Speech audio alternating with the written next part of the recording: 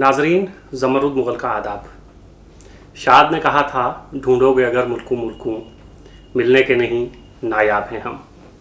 आज हम ऐसी ही शख्सियत से आपकी मुलाकात करवाने जा रहे हैं जो हिंदुस्तानी कल्चर, हिंदुस्तानी अदब और हिंदुस्तानी कला जो है, उनके अगर हम ये कहें कि उनके एक एम्बेसडर हैं, उनके सफ़ीर हैं, तो गलत ना होगा। हिंदुस्तान में और ख़ास तौर से जो हिंदुस्तान की सबसे बड़ी ज़बान है, जिसे हम हिंदी कहते हैं, या उसके बाद उर्दू, इस ज़बान में ख़ास तौर से हिंदी ज़बान में बहुत कम शख्सियात इस वक्त इस तरह की मौजूद हैं जो ना सिर्फ लिटरेचर बल्कि मौसीकी, मुसव्विरी, इन सब चीज़ों पे ना सिर्फ गहरी नज़र रखते हैं, बल्कि हम गाहे बगाहे इनके कॉलम उस हवाले से पढ़ते रहते हैं और बहुत सारे अहम मुसव्विरों पे इनकी नज़में हमें पढ़ने को मिलती हैं। मेरी मुराद अशोक वाजपेयी जी से है।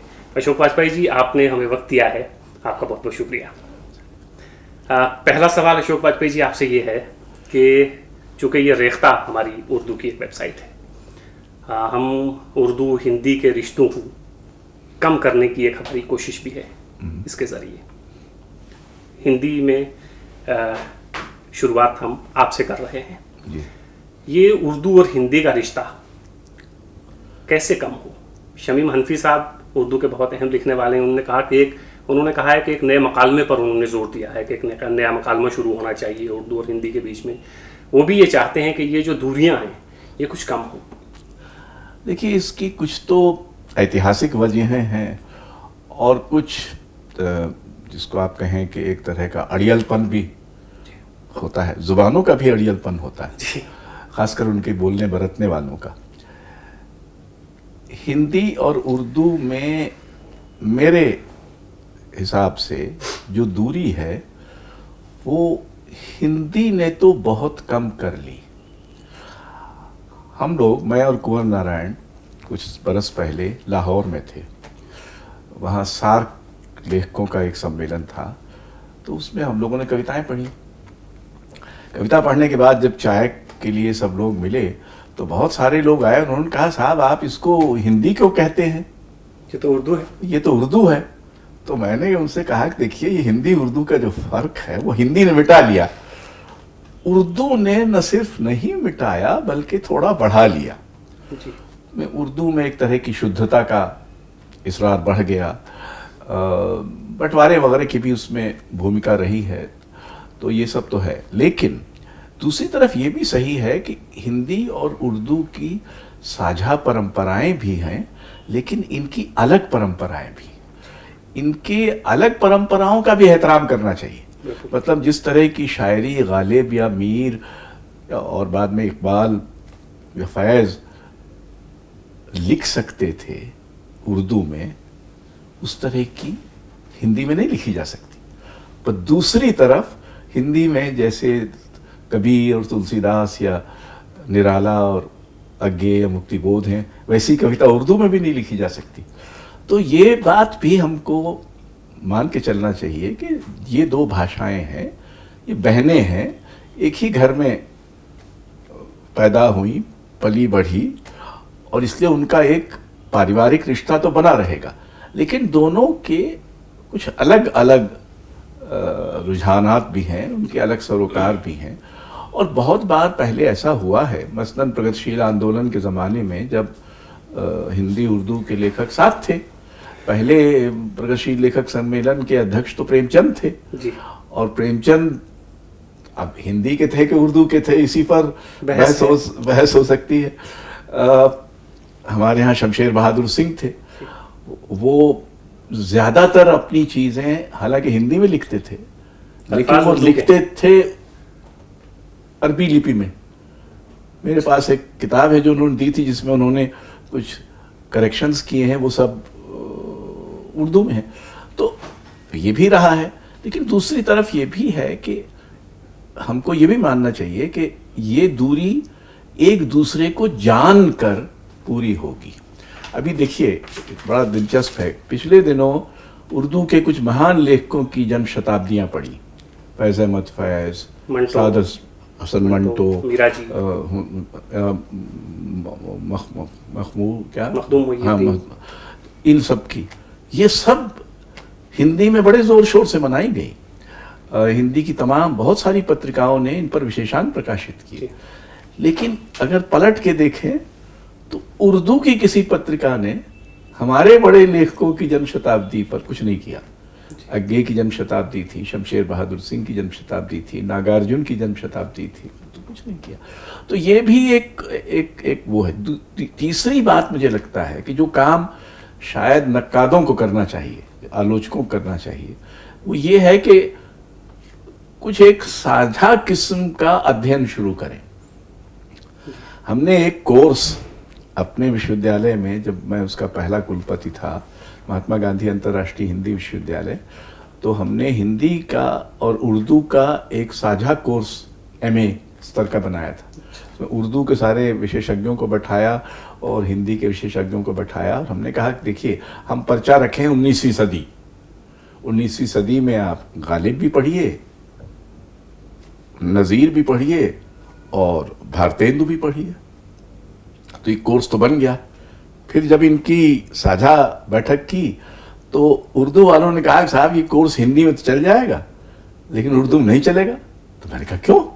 बोले इसलिए कि हिंदी में तो उर्दू का लगभग 90% देवनागरी में आ चुका है, जबकि हिंदी का 10% भी उर्दू में नहीं आया। तो ये सब भी तो इस सब, लेकिन अगर ऐसा कोई करे कि मसलन सादत हसन मंटो और कृष्णा सोबती इनको मिलकर पढ़े कि इन्होंने किस तरह से एक नई निर्भीकता और नैतिक मुद्दों पर जो हमारे यहाँ छुई मुईपन है उससे अलग कुछ करने की कोशिश की, तो उसमें दोनों को एक साथ पढ़ा जा सकता है।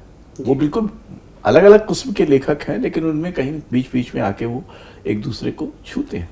तो अगर ये सब किया जा सके, और ये काम जो युवा आलोचक हैं या युवा विद्वान हैं जिनकी संख्या काफी कम है, बहुत काफी कम है, अगर वो करें तो फिर एक ये बन सकता है कि एक साझा किस्म का एक हम काव्यशास्त्र विकसित करें जिसमें आलोचना ऐसी विकसित हो, जिसमें हम ऐसे अवधारणाएं, ऐसे विधियां विकसित करें कि दोनों पर लागू हो सके। जी ठीक है वाजपेयी साहब, हम ये देखते हैं, ये तो आपने बिल्कुल बजा फरमाया कि हिंदी ने कुछ फासला तय किया है उर्दू की तरफ, उर्दू आगे नहीं बढ़ रही है।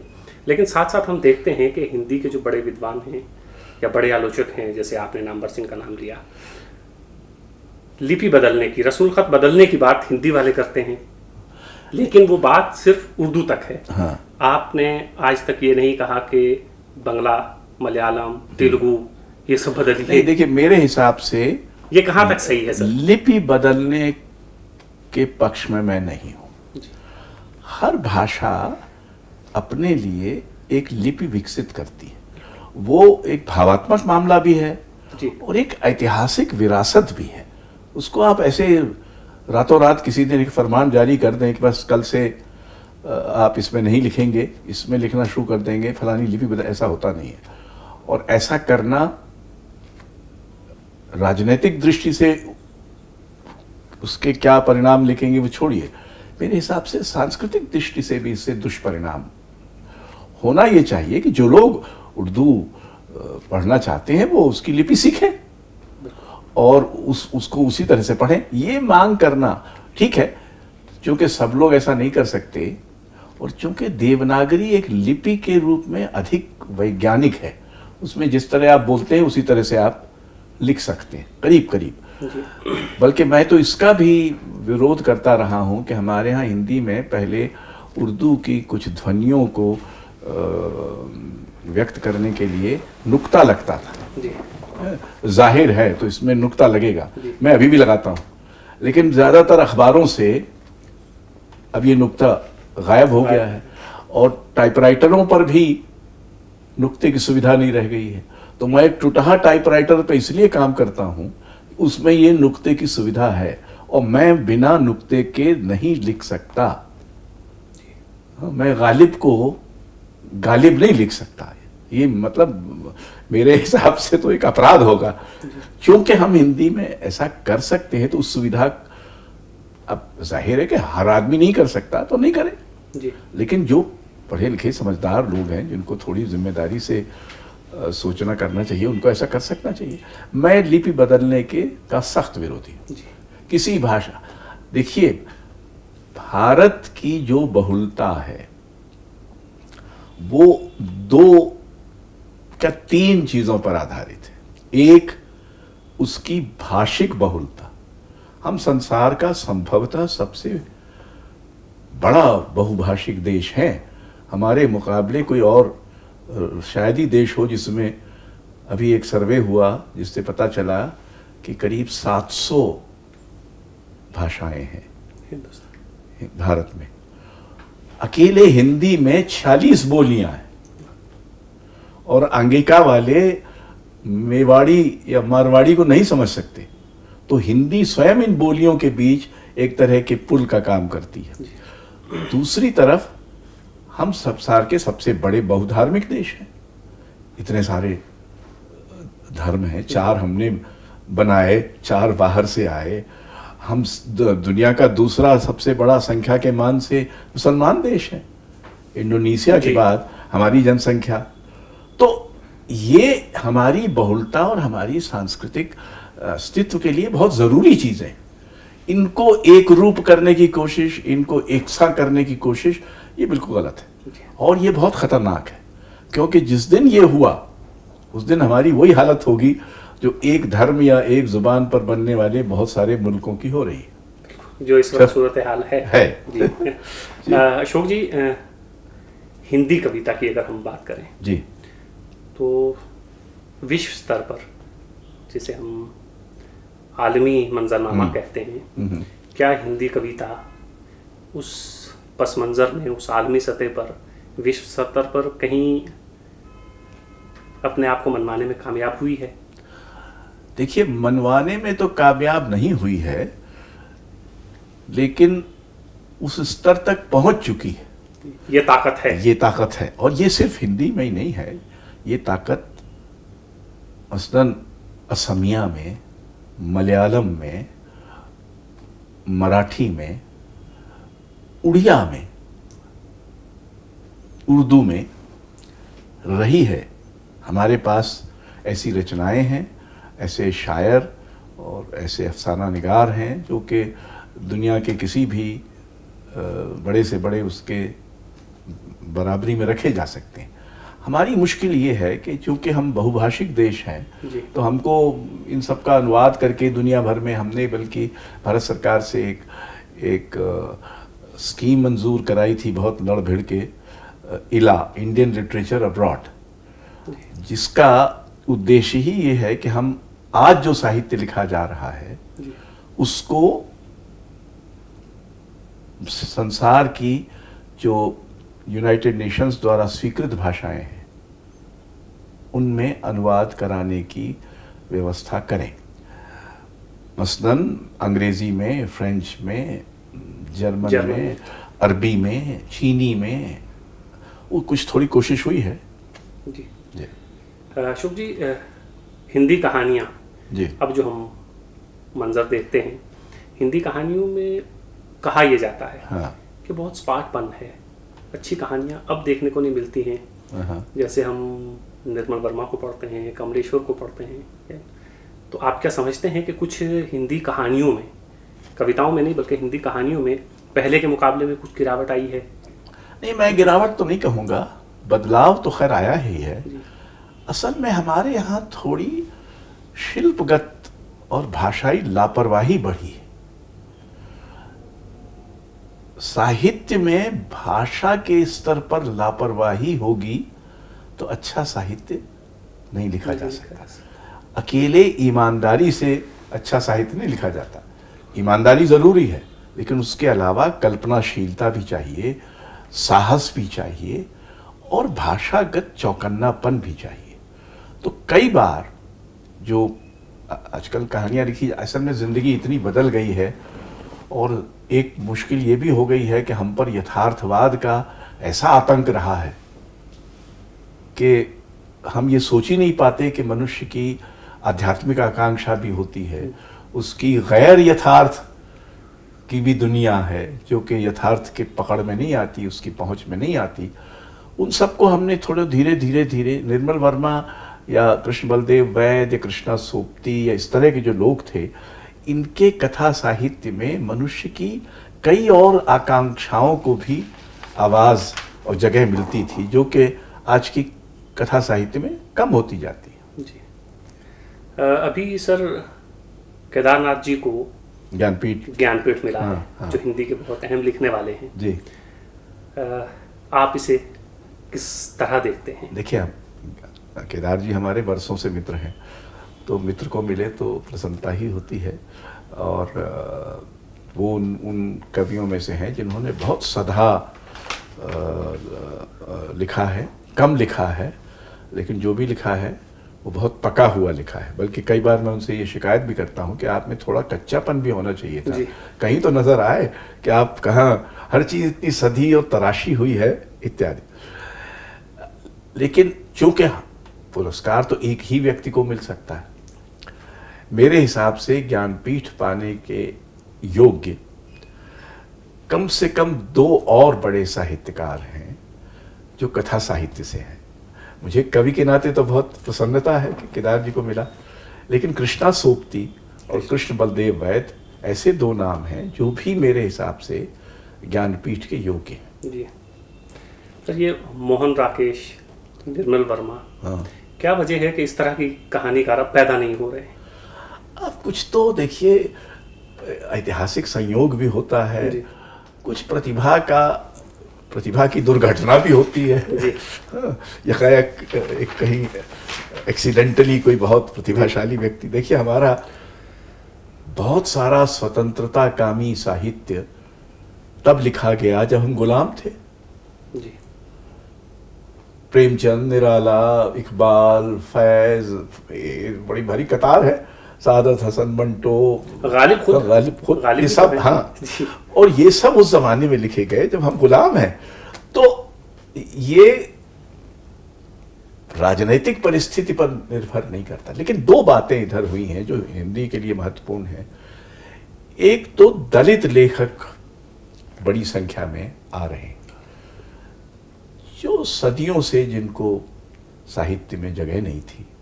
हालांकि हमारे भक्ति साहित्य में तो कबीर और रैदास और दादू वगैरह थे, कोई जुलाहा था, कोई चमार था, कोई दर्जी था, लेकिन उसके बाद एक बहुत बड़ी संख्या में लोग गायब हो गए। और औरत तो बहुत कम बोली, बल्कि औरत ने उर्दू में पहले बोलना शुरू किया, हिंदी में औरत बाद में बोली। आज़ादी के पहले हमारे सबसे बड़ी लेखकों में महादेवी वर्मा, सुभद्रा कुमारी चौहान वगैरह थे, लेकिन हमारे यहाँ इस्मत चुगताई और रशीद जहाँ इस तरह के लोग कम थे। बाद में कृष्णा सोपती और तो औरत अब बोल रही है, कहानी और उपन्यास में भी बोल रही है और कविता में भी बोल रही है। तो ये दोनों अच्छी बातें हैं जो हमारे भूगोल को, हमारी संवेदना के भूगोल को और हमारे लोकतंत्र के भूगोल को बढ़ाते हैं। एक तो हिंदी में प्रगतिशील एक तहरीक रही है, हाँ, और एक कलावाद, जिसको उर्दू में हम एक को तरक्की पसंद तहरीक कहते हैं, हाँ, और एक को जदीद, हाँ, मॉडर्निज्म। हाँ। आपकी तहरीरें जो हम पढ़ते हैं तो हमें लगता है कि आप कलावाद के ज़्यादा करीब हैं, हाँ, और प्रगतिशील के बहुत सख्त मुखालिफ। लेकिन आज अशोक बाजपेयी क्या समझते हैं कि ये जो जदीदियत है या कलावाद है, ये आज के ज़माने से आंखें चार कर पा रही है? देखिए, अव्वल तो मेरे दोनों से दूरी है। प्रगतिशील प्रवृत्ति ने हिंदी में कुछ महत्वपूर्ण उपलब्धियां की हैं। मुक्तिबोध, नागार्जुन, त्रिलोचन इत्यादि इत्यादि। लेकिन उसने एक बहुत सकरा वैचारिक बिरादरी भाव भी पैदा किया। तो आप अगर फलाने संघ या संगठन के सदस्य हों तो आप लेखक हैं जी। और न हो तो आपको ध्यान में नहीं देगा। दूसरी तरफ जिनको कलावादी कह के लांछित इत्यादि किया जाता है, उन्होंने जीवन के दूसरे पक्षों की ओर ध्यान दिलाया है कि भाई निरी राजनीति भर हमारे समय को परिभाषित नहीं करती। हमारे समय में राजनीति के अलावा भी बहुत कुछ है। लेकिन अव्वल तो हिंदी में सच्चा कलावाद है ही नहीं। उसकी जरूरत है क्योंकि वो एक ध्रुवांत पैदा करता है, वो है नहीं। तो हम तो दोनों से असहमत हैं। हम ये नहीं मानते कि भाई कला कला के लिए है और जिंदगी को या समाज से उसको कुछ लेना देना नहीं है। लेकिन समाज को से सरोकार रखने का मतलब वही नहीं है कि मैं आपके सामाजिक सरोकारों से सहमत हो जाऊं। जी बिल्कुल। भाई आप एक तरह से बदलना चाहते हैं, हम दूसरी तरह से बदलना चाहते हैं। आपको भी हक है, हमको भी हक है। और अंततः इससे थोड़ी तय होगा कि हम क्या चाहते हैं। इससे तय होगा कि ऐसा चाहने के बावजूद हम किस तरह की रचना कर पाते हैं। वो कोई हमारे समय में मनुष्य की हालत का कोई पहलू, उसके अंतर विरोध का कोई झलक हमें दे पाती है कि नहीं दे पाती। अगर वो नहीं कर पाती तो भले आपके सामाजिक सरोकार बहुत माकूल हो, कुछ नहीं होने वाला। जैसे ईमानदारी काफी नहीं है, हमने अपनी लड़ाई एक छद्म सामाजिकता के बरक्स निजता को भी स्थापित करने की चेष्टा में की। तो हम दोनों तरफ के मारे हुए हैं।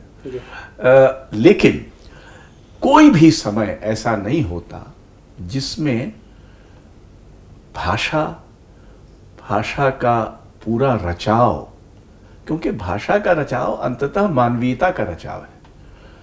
जिस मानवीयता के जिस साहित्य के पास शब्द कम होंगे उसके पास मानवीयता भी कम होगी, क्योंकि शब्द ही हमारी मानवीयता का सबसे अकाट्य प्रमाण है। बाकी सब प्राणियों से हम बहुत सारी चीजें साझा करते हैं, सिर्फ भाषा है जो हमारे पास है, जो कुत्ते बिल्लियों के पास नहीं है। और भाषा का अर्थ सिर्फ शब्द नहीं है, भाषा का अर्थ स्मृति भी है। हमारे पास कोई 21वीं सदी के कुत्ते को थोड़ी याद है कि 17वीं सदी में भी कुत्ते भौंकते थे, लेकिन हमको तो याद है कि 17वीं सदी में ये भी था, 13वीं सदी में ये भी था। तो हम याद कर सकते हैं। साहित्य याद करने का एक विधि है और भूलने के विरुद्ध एक कार्रवाई है कि हम भूल न जाए। आजकल तो बहुत कहा जाए ये तो पहले की बात है, आपने 2000 लोग मार दिए और कहा ये तो बहुत साल हो गए, आप इसको भूल जाइए। कैसे भूल जाइए, क्यों भूल जाए?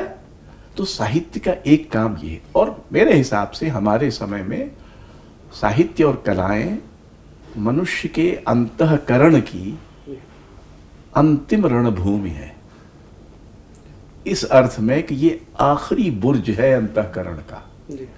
अगर साहित्य और कलाएं किसी तर्क से या कुतर्क से नष्ट कर दी जाएं या गायब हो जाएं या बहुत कमजोर पड़ जाएं, तो इसका एक बहुत ही जरूरी अनिवार्य अर्थ होगा कि मनुष्य का अंतःकरण ही अब विदा ले रहा है। जी। हम लोग जो इस बुर्ज पर थके हुए बूढ़े हैं, अभी भी उम्मीद करते हैं कि हमारे लड़ने से, हमारे हथियार उठाने से, हमारी आवाज लगाने से ये अंतःकरण जीवित और सजग रहेगा। जी।